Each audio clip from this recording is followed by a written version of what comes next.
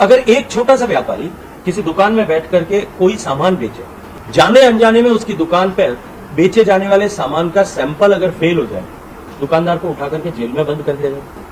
अब सरकार मुख्यमंत्री का फोटो लगाकर और राशन बांटती है और वो पैकेट 24,000 घरों तक जैसलमेर में पहुंचता है और लगभग इससे ज्यादा घरों तक बाड़मेर में पहुंचता है। उसी सप्लायर के एक सैंपल को खोल करके सरकार की लेबोरेटरी में जब कोई व्यक्ति जाकर के, इंडिविजुअल व्यक्ति जाकर के टेस्ट कराते हैं, धनिया क्वालिटी में फेल, मिर्ची क्वालिटी में फेल, हल्दी क्वालिटी में फेल, नमक सब स्टैंडर्ड क्वालिटी में फेल, चार ही चीजों की जांच हुई, चारों जब फेल हो जाती है, किसकी जिम्मेदारी?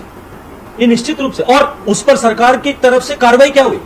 आप सबने देखा होगा, प्रेस नोट आया था, कलेक्टर ने तुरंत सप्लाई रोक दी और यह प्रेस नोट इश्यू हुआ सरकार की तरफ से कि ठेकेदार को भविष्य में गुणवत्ता का ध्यान रखने के लिए वार्निंग दी गई। मैं आपसे पूछना चाहता हूं, 50,000 परिवारों के जीवन के साथ खिलवाड़ करने वाली इस घटना के बाद क्या क्रिमिनल सेक्शन में केस दर्ज नहीं होना चाहिए?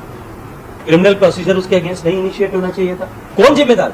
मिलावटी खाना बेचने वाले एक व्यापारी की दुकान पर अगर क्वालिटी सबस्टैंडर्ड है, उसको आप उठा करके जेल भेज देंगे और मुख्यमंत्री जी का फोटो लगा करके आप क्वालिटी सबस्टैंडर्ड फूड सप्लाई कर रहे हैं और उसकी कोई अकाउंटेबिलिटी नहीं है, उसके ऊपर किसी तरह का कोई जो है क्रिमिनल सेक्शन में कोई कार्रवाई नहीं हो रही।